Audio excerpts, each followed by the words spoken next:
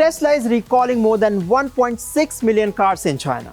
A factory in Egypt is producing ice using an eco-friendly technology. The week gone by was buzzing with a lot of interesting tech developments, and we bring you the most important ones in a tech wrap.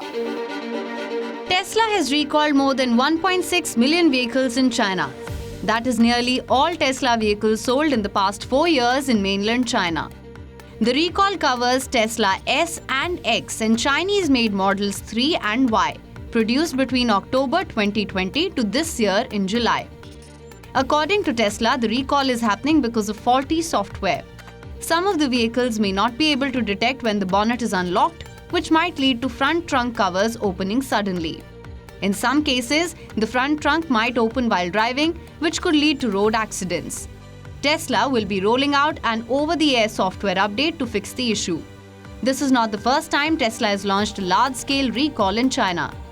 This year in January, Tesla recalled 1.6 million vehicles in China to fix its autopilot-assisted driving system. Researchers in Scotland are developing a national quantum network to enhance data security in the UK.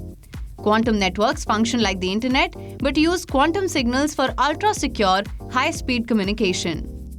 Led by Harriet Watt, University in Edinburgh, the Integrated Quantum Networks Hub is part of the $203 million UK government initiative. This project aims to strengthen cybersecurity by boosting defenses against hacking and enabling future quantum computer connections. Once developed, quantum computers are expected to be faster than the current supercomputers and conventional computers. However, cybersecurity experts argue that while quantum internet would be secure against wiretapping, it wouldn't be able to stop other cyber threats like social engineering or malware.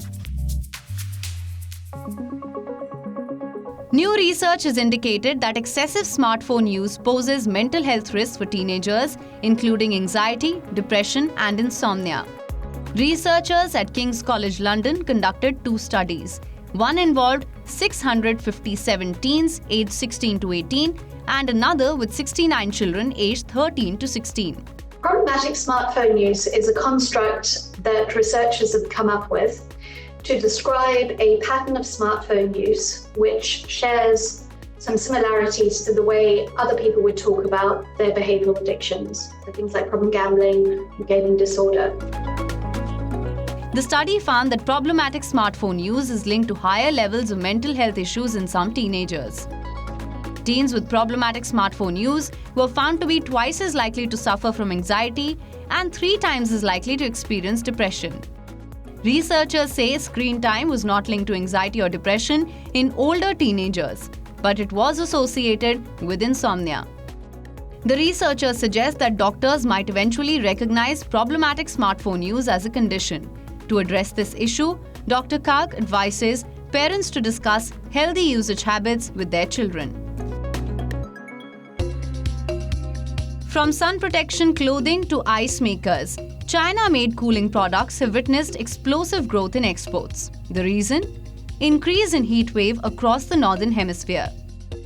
According to reports, this year, between January and June, China exported around 38 million air conditioners, a year-on-year increase of over 21%. During the same period, the country exported over 39 million refrigerators, up from 25% 1 year ago. Many Chinese companies are experimenting with new innovations to cash in the high public demand. High Hope Zhongshan Cooperation is one such Chinese company. Based in East China's Jiangsu province, the company has shipped more than 200,000 pieces of cool fabrics they developed since the beginning of summer. One of the new products the firm has launched is a temperature-sensitive fabric, bringing in orders worth $200,000. There is no color on the fabric at room temperature. When we place an ice cube here and the temperature drops, the color appears. One of the driving force behind China's cooling product exports is fast delivery. Chinese ports have optimized services to speed up the shipping of cooling products to consumers around the world. A factory in Egypt is producing ice in an environmentally friendly way. Called the ice ashery technology, the eco-friendly ice produced at -60 degrees Celsius using materials designed to produce food-grade ice that is free of viruses. المصنع ده أول مصنع في العالم يستخدم This factory is the first in the world to use ice ashery technology, which reduces thermal emissions, lowers the carbon footprint, and minimizes water waste. It achieves up to 99% of water savings. We are pleased to establish this factory in Egypt as our first venture into the production of food-grade ice, and we are pleased to spread this technology worldwide. The whole world can benefit from this technology, especially as we face global challenges with thermal emissions and energy conservation. This factory meets the difficult balance of saving both energy and water while introducing a new product to the market with a freezing temperature reaching minus 60 degrees Celsius, providing extremely high cooling power. This is particularly beneficial for food-related uses around the world. وده مفيد جدا في الاستخدامات الغذائية في العالم كله.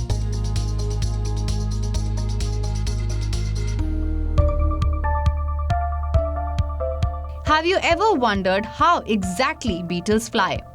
How exactly do they deploy and retract their wings? Or do they use muscles, or is the process passive? Scientists in Switzerland use high-speed cameras to study the insects.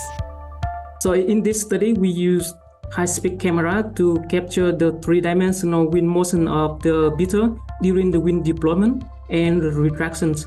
And we found that for the wing deployment, the beetles goes into the two-phase process. In the first phase, they just the fully release of the electrode trigger the partial release of the high winds. And then the beetle enter to the second phase by just starting flapping. And during this procedure is continue to elevate the wind base and then unfolding the wingtip to the fly position. Eventually, scientists translate the mechanism into flapping robots to confirm their findings.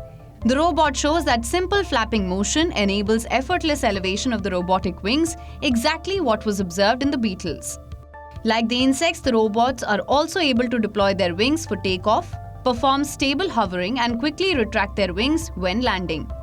The findings not only help scientists understand the locomotion strategies of insects, but they also have implications for the development of small flapping wing robots.